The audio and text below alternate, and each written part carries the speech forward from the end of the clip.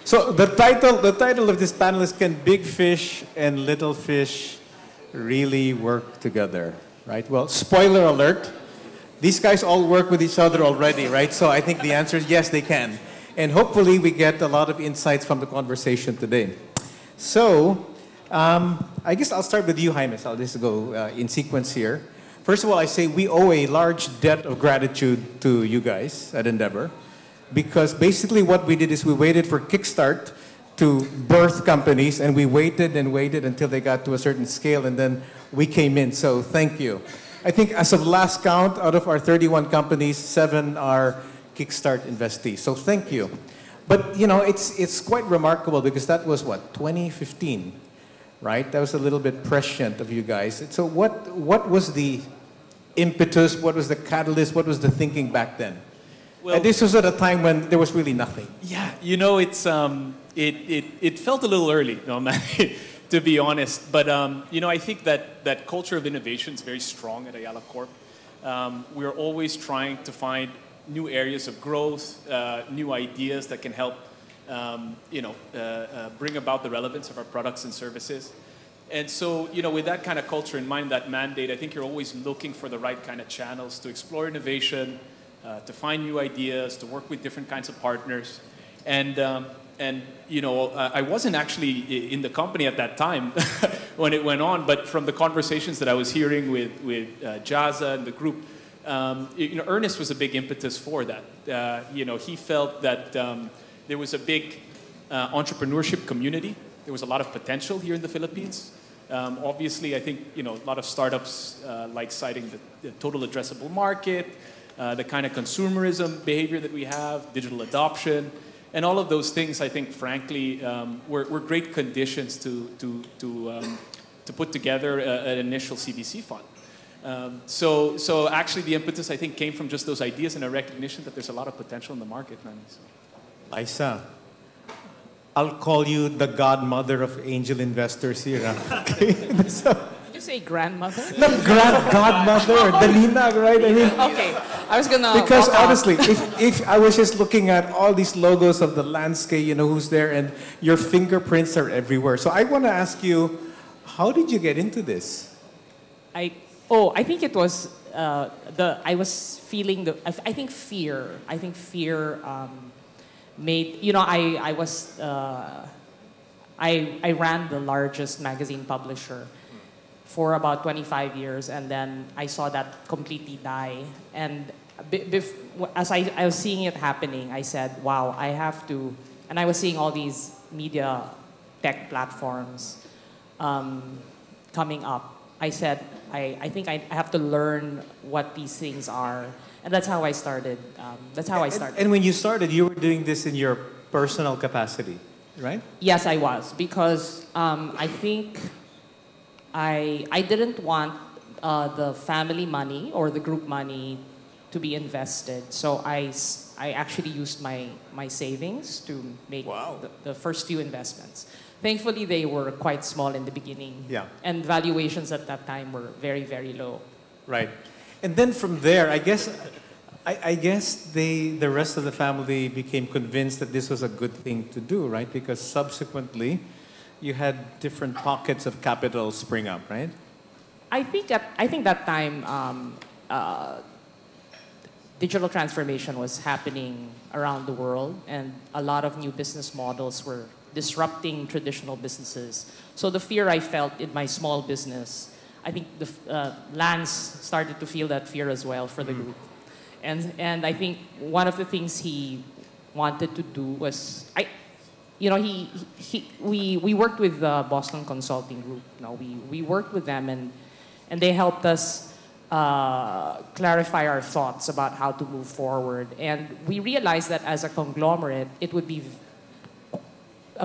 being a successful conglomerate, it would be hard to change things overnight.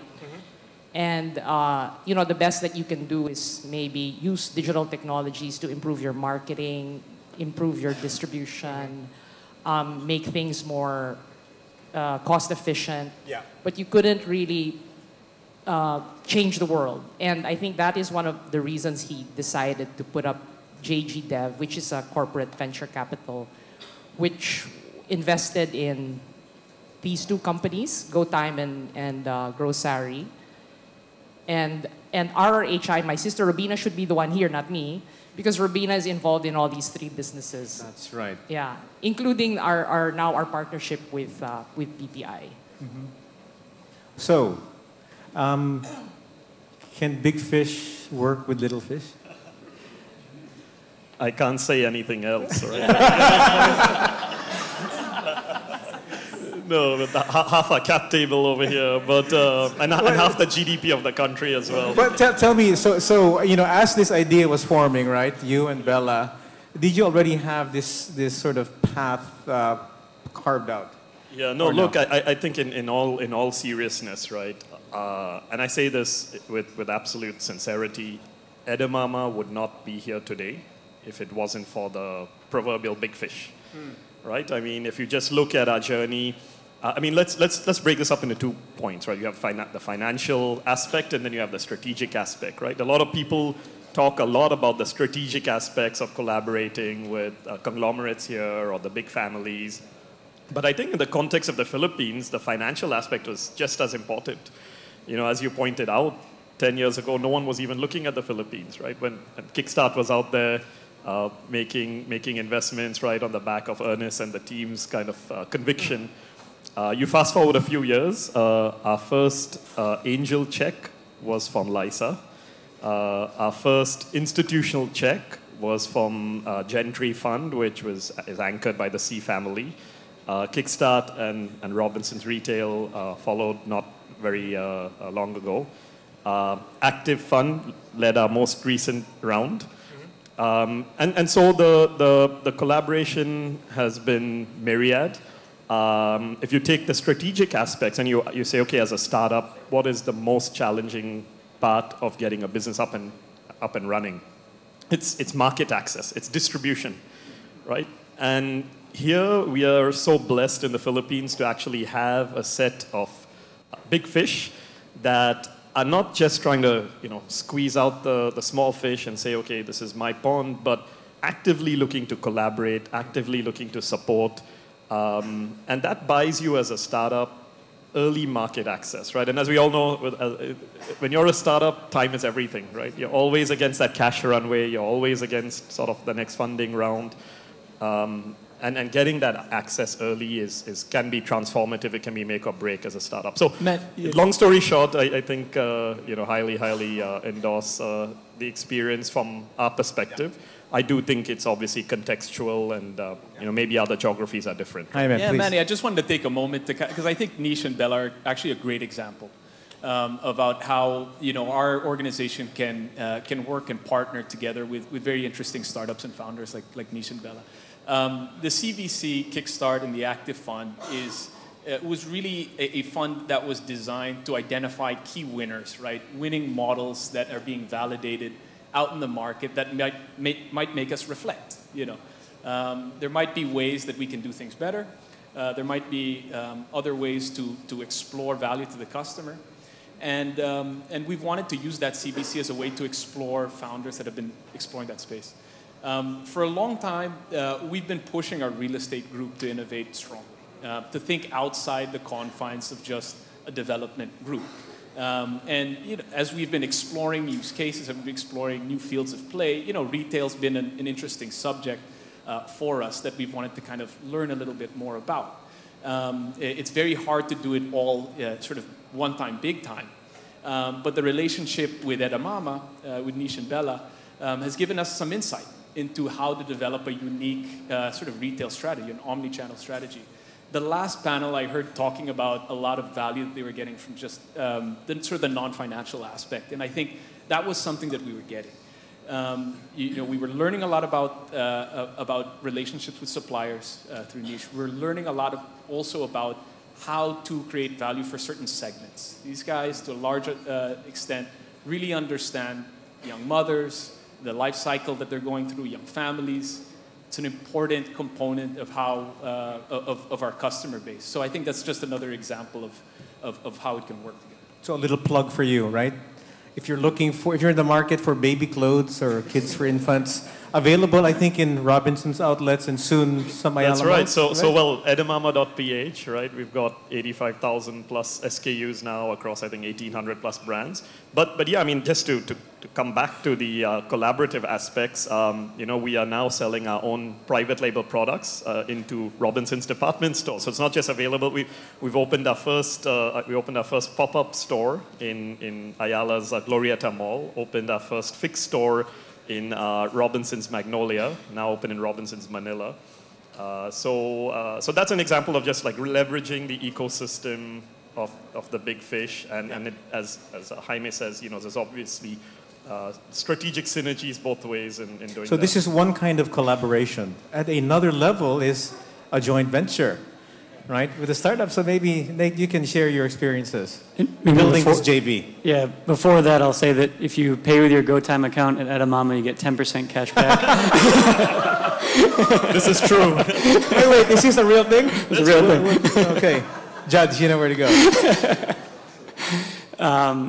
Yeah, I think maybe to give context for GoTime and why we've done more than just, I guess, take investment from the big conglomerates, but actually gone joint venture, is the way our thesis in South Africa, and similar here, is that for banking, and if you look at all around the world, you need scale.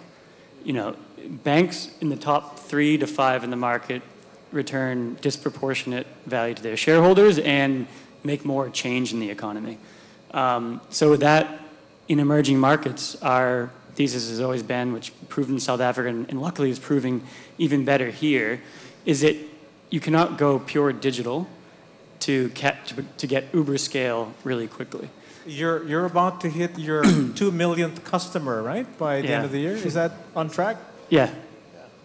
2.1, hopefully.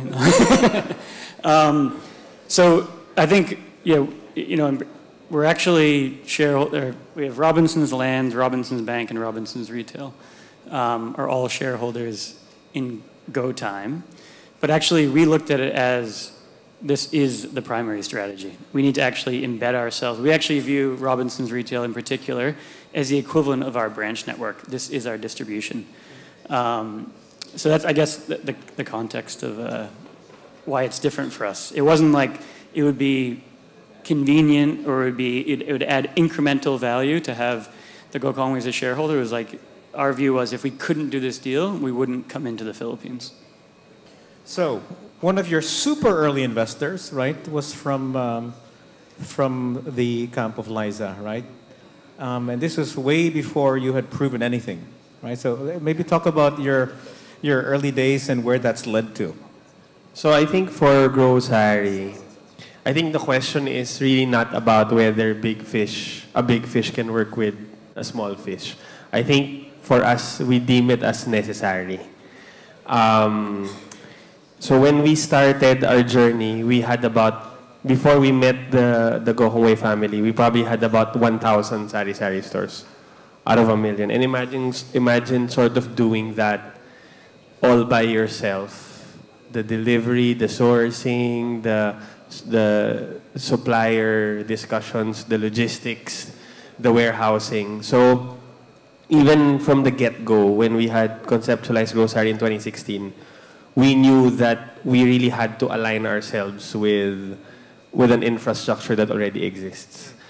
So we were sort of blessed that that partnership could work. In fact, we were sort of frowned upon because our lead Series A investor is a strategic, which is, I guess you would say, not a normal practice. Like not all, some investors would say you're aligning to strategic way too early in your journey. But I actually feel like the reason why we're still alive today is because of that, because we were able to use the infrastructure. So in a place like the Philippines, it's not a bad thing. In other words, I don't think it's a bad thing anywhere. I just think that it has to be done in a way that is mutually beneficial, and the incentive structure works, which probably is the challenge. Not the concept that a conglomerate can work with a startup. It's sort of how you structure the deal. So imagine in less than a year, we were able to grow from 1,000 stores to 10,000 stores, just like in 7 months. And it's really because we were literally standing on, or figuratively standing on the shoulder of a big fish or a giant. Okay, I'd like to ask a question to all of you. Okay, and this is about how do you balance things?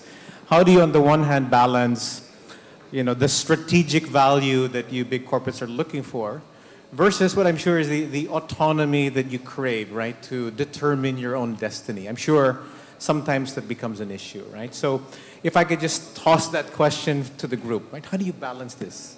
Your interest, their interest. Yeah, well, I think, it helps to have an early filtering process about how you want to establish the relationship with the founder. Because then that may dictate, a lot of different things there. There are financial interests, there's obviously strategic interests, and I think that, determining which one is important is fair. I think it's sometimes hard to get both, to be honest. I think you might have to pick one or the other. Because otherwise what you might end up having is you might end up force-fitting a particular product because you feel that it's got a lot of financial potential, but not necessarily additive to your strategy. And for us, I think the way that we do that is we filter it by understanding what kind of relationship we want through the right channel. I mentioned the active fund being our CVC.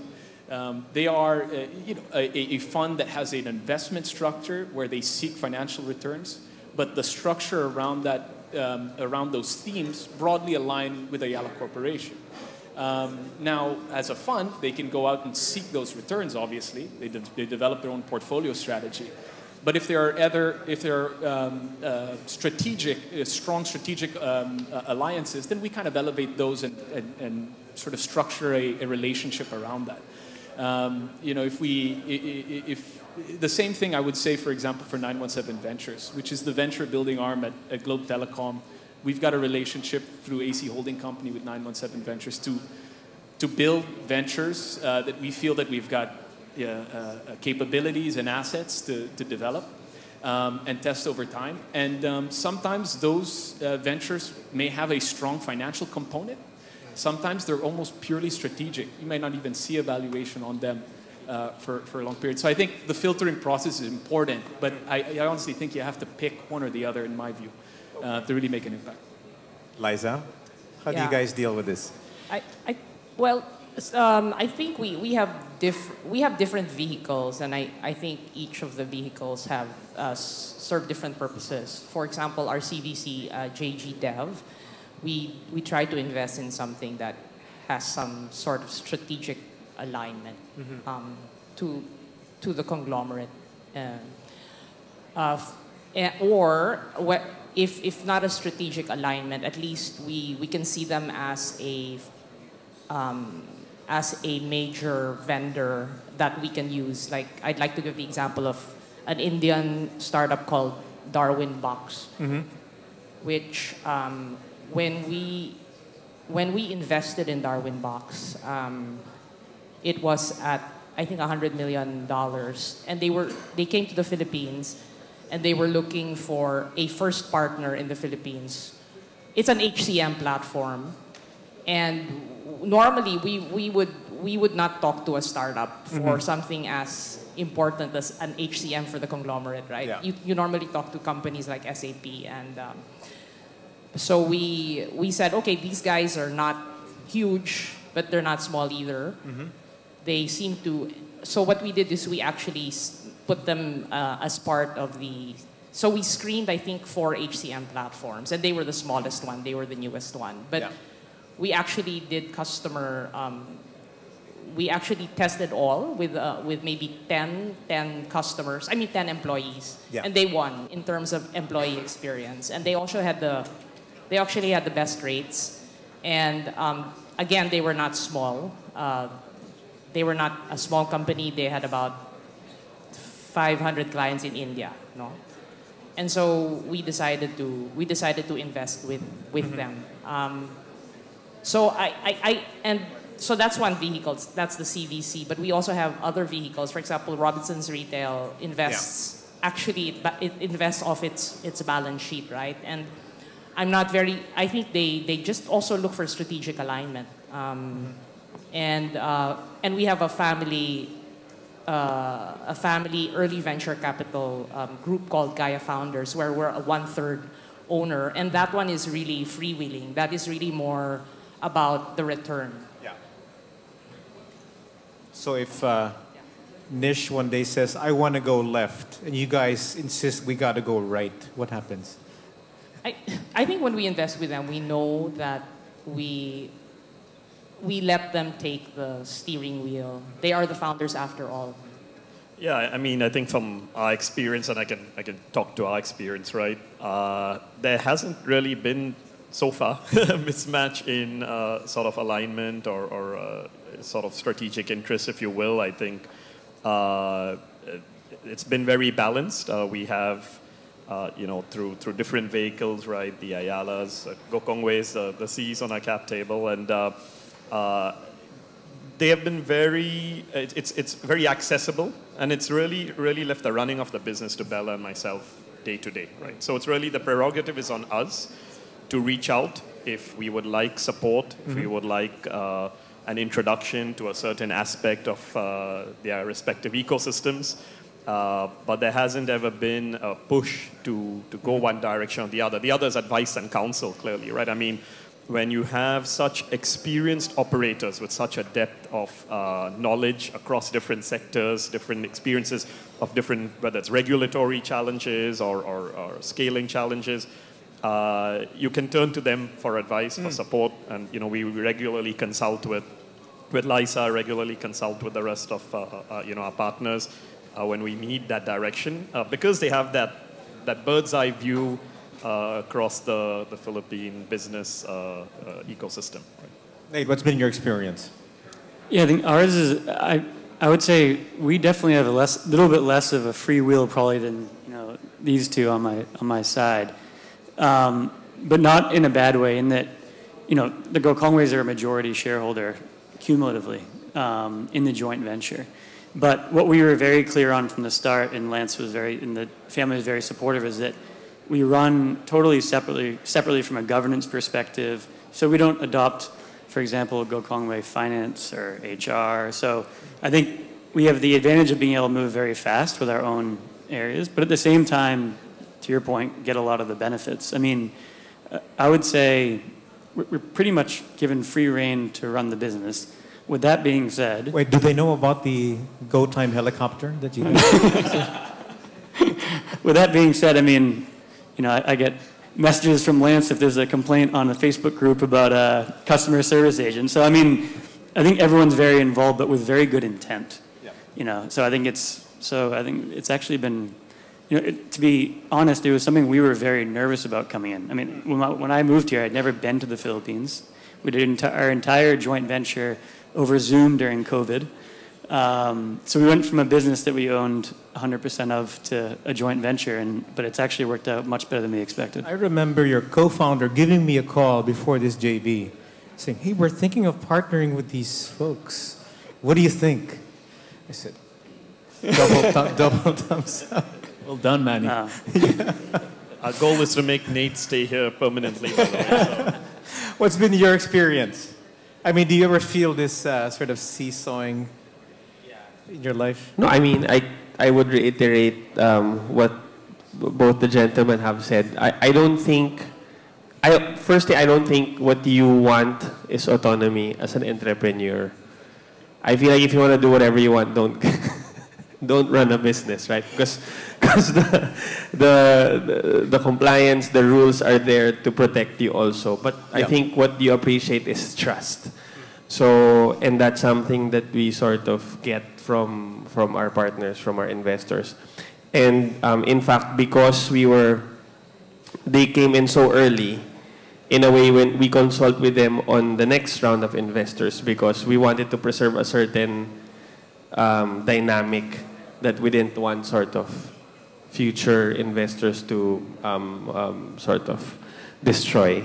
But also, it's also good to have partners who are operators sort of in the same field, right? Because you really get valuable advice. In fact, one story I will never forget is the first warehouse that we opened. We were borrowing the back room of Robina's store. And it was launch day. And I woke up at 4 in the morning just to make sure things are gonna run. We're gonna run at 6. And at 5:30, there were like 6 issues that we identified on the deck. So we couldn't launch. And by the time 6 o'clock came, 4 out of the 6 were resolved. So out of courtesy, I messaged Robina. I didn't know if she was up, but I texted her anyway and said, we have some glitch, might be 30 minutes more delay, some issues. And her reply to me was, yes, I think there are 2 issues left being solved. Wow. And for such a small business at the time, and for her to be up at 5 in the morning and to sort of reply at the same level of knowledge that we have I felt was extraordinary. So I'm not sure if this is true for all big fishes, but I think we've been sort of blessed with the fish that was given to us. Okay, well, you know what, so far, all of this seems so perfect, but life isn't perfect, right? We know this. So if there are any challenges, right, with the 2 kinds of fish working together, I think, could we have a conversation? We probably don't talk about this enough, right? But what kind of, even for, this group, which has worked well, really well together, what are the challenges? Which I'm sure you're all handling in a very mature, friendly way. I think the biggest challenge for me is that the big fish is way more important in our lives than you are to them. And I think it's easy when you're speaking with Lance, Rabina, Liza, right?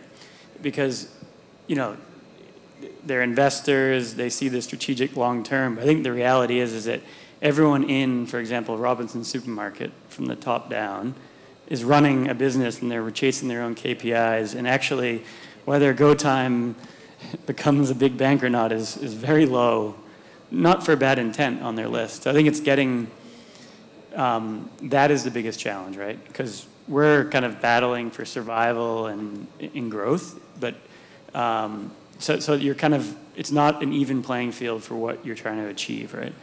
And I think what we've been through a similar in South Africa with the retailer, and we've done better here. There's still lots of challenges. Is kind of try to align the incentives from the top down. So I think at the top, equity is obviously the easiest and the best, but actually equity only resonates with a handful of people. It only resonates, if I use Robinson's Retail, Rabina, and a handful of people. So then you need, which I would argue is the most important layers, is senior middle management. So then the way we've done our commercial deal is not just an equity deal. We pay an annuity stream on active customers they acquire and a click fee on cash in, cash out, so that there's some like short-term, mid-term P&L impact. And then I think, lastly, which we've done much better than we did in South Africa, is the frontline stuff. So for example, now we have raffles and incentive schemes for the store manager. The more card swipes happen at a Go Time card, they're competing against the other stores. So I think aligning putting incentives deliberately at every level in the organization can help. But I still think the biggest challenge is that, this is not as important to them as it is to us. How about you, ER?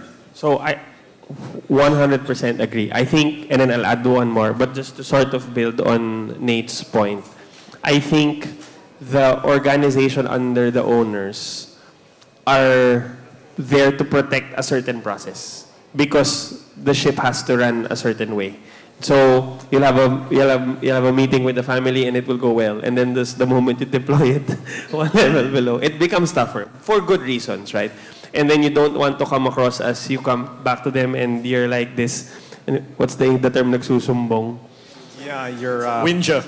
Yeah, you're like, and then you do it all the time. It's like you're a crybaby, right? So that's not obviously good. The other thing also is, because the perception of the group is strong for, some good, some bad. And of course, no one has a perfect sort of reputation, right? You carry that with you also. So when you talk to suppliers, to whatever experience they've had in the past, that it will get attached to you. Now, for us, mostly that's been good, but in some situations, then that can also be at least a question, right? Then they're gonna ask, do they have sort of control over you? Like, what data are you gonna share to them? Because we're also doing business with them on this side. And so it could also be an extra layer of barrier that you have to sort of cross. Nish. Yeah, these two stole my talking point. No, but I think these are fantastic. It's a fantastic point to raise. I do think it is the number one potential friction point. And again, it's natural, right? I mean, you're talking about corporations that have existed for decades, have a lot of machinery in terms of management, processes, compliance, things like that. I'd put forward one potential solution, right? And this is also from others who've dealt with, sort of other conglomerates as well. I think having a sponsor that you can maybe upfront set cadences with, that you check in with on like a monthly basis, to say, hey, because I think there's also the desire, and I know Jaime, Liza, and the team have a lot of responsibility and empowerment that they provide management, right? And there might be a tendency to not want to overstep that, right? But a lot of the time, again, as a startup, you don't have the luxury of time. You are very limited in resources. You need to kind of get stuff done fast, get it done as cost efficiently as possible. And so maybe having that owner level sponsor continuously helping to open the doors might be a lot faster than trying to align incentives top down at every level, which is a great idea, but I think might just take some time. And then having also maybe a strategic agreement, right? An MOA saying, okay, this is how it's not going to just be ad hoc, maybe opening doors or intros and endorsements, which are tremendously helpful, right? Tremendously valuable, but maybe looking at it more strategically. How can we collaborate? How can we really leverage synergies across ABC areas? And then organizationally, there's a commitment, right? And the other layers have to kind of fall behind that. So, yeah. Liza and Jaime, Alfonso, can I give you the floor? How would you like to react? Yeah, well, look, I think when you think about some of these challenges, maybe what I could provide as a perspective, I think, the gentlemen have provided a perspective on the challenges sort of post the marriage. But pre-marriage, when you're sort of dating, there are some challenges which would sort of prevent us from, getting married to some extent, or having some type of a strategic relationship, whether that be, an equity investment, financing, or just, applying their products and services to our ecosystem. I think, one of the challenges that we do see at times, Nish had kind of mentioned this, is a little bit on sometimes timing. Timing seems to be a pattern. Of course, startups have limited resources. They need to demonstrate value with those limited resources by, addressing assumptions, and they need to do it within a certain cadence. There may be times when a strategic relationship the product or service may not be mature enough for the strategic relationship yet. The startup will need to find capital. They'll need to find support in a way that will make them sustainable. There have been a couple of cases like that with us where we felt that there's been a founder or startup that's had a very interesting solution. We've seen one, for example, I talked about how we wanted to innovate in the real estate front. We've seen innovations on POS systems, which we felt we're capturing data in a very effective way, but ultimately it would have been a little too disruptive at that stage to replace a lot of what we had in the ecosystem. So sometimes timing can play a big challenge prior to the strategic relationship. Liza.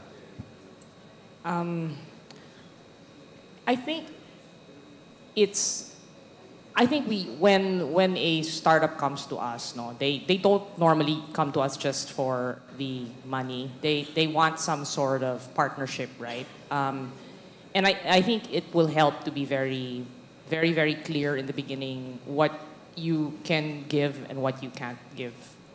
So I've learned that, and so there's no, false expectations. I guess that's the answer.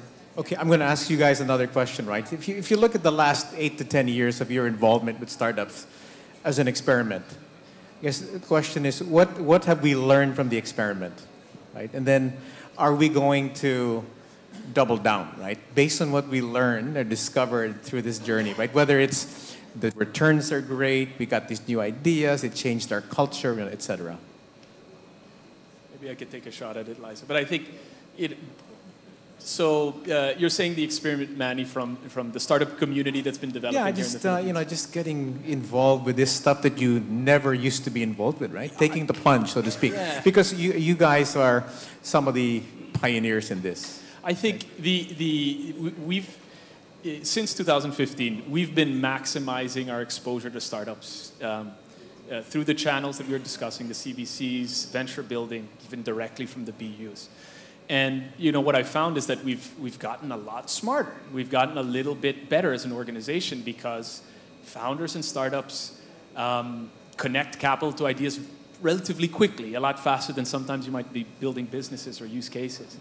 And it forces you to confront the relevance of your product and service, and maybe to see it in a totally different way.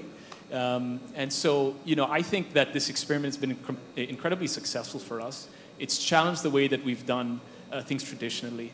It's even pitted our groups to think,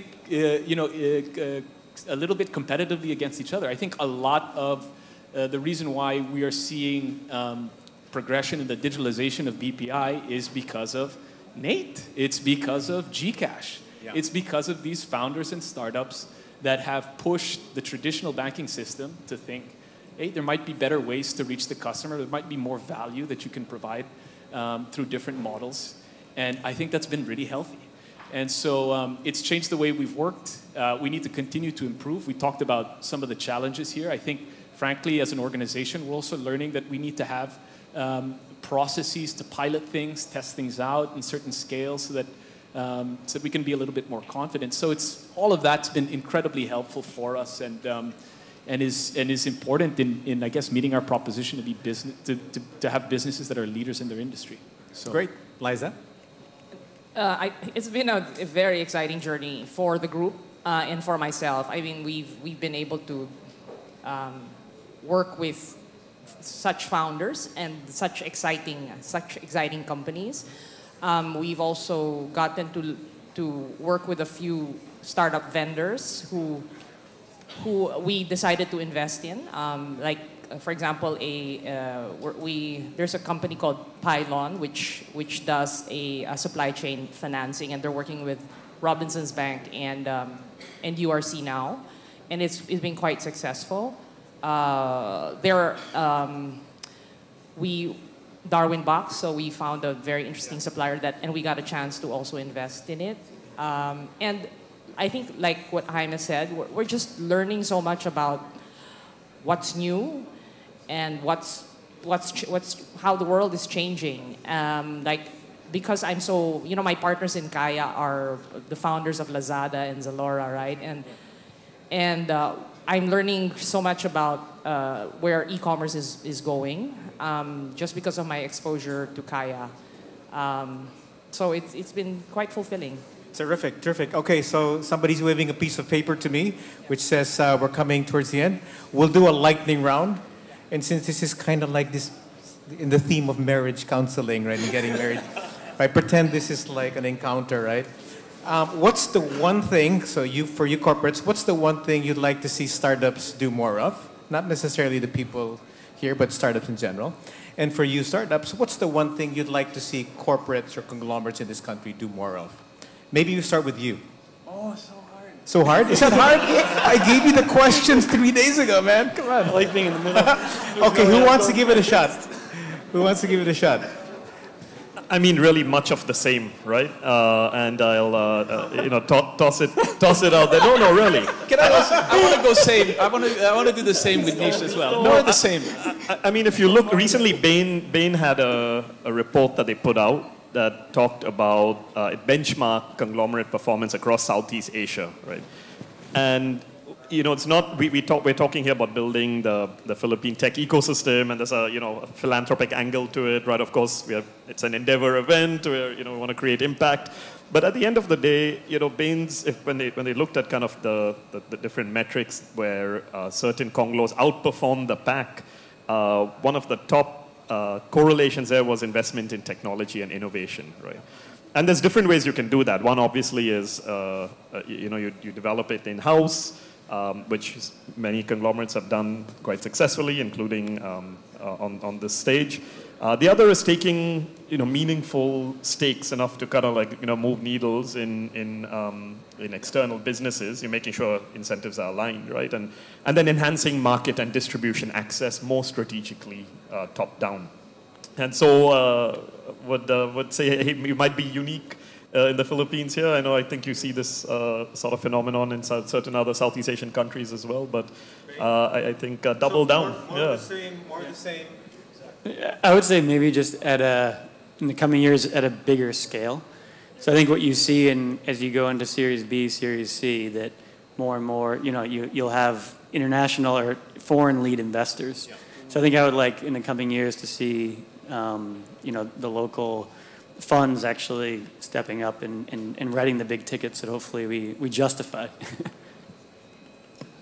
So I think maybe for us, it would be good if there are some processes that we can identify together that, if conceptually, will make things more efficient, even on the conglomerate side. We can do more test and learn, even on that side, because that also will help us. You know, like I think sort of the reverse side. There's obviously autonomy, but is there more cross-fertilization that can still be done? Not required, but really more to sort of drive more inspiration and see if we can both learn. We will give the last word to the lady of the group. I have nothing. I don't think I have anything. More of the same. I have nothing else to say. Okay, fantastic. Well, you know, I think we have to wrap up. And so my conclusion from this 45 minutes is, yes, big fish and little fish can and already work well together. And in fact, I would describe this group as engaged in a love fest. And so with that, I'd like to thank all of our panelists. Ladies and gentlemen, please, a round of applause. Thank you. Thanks. Thank you.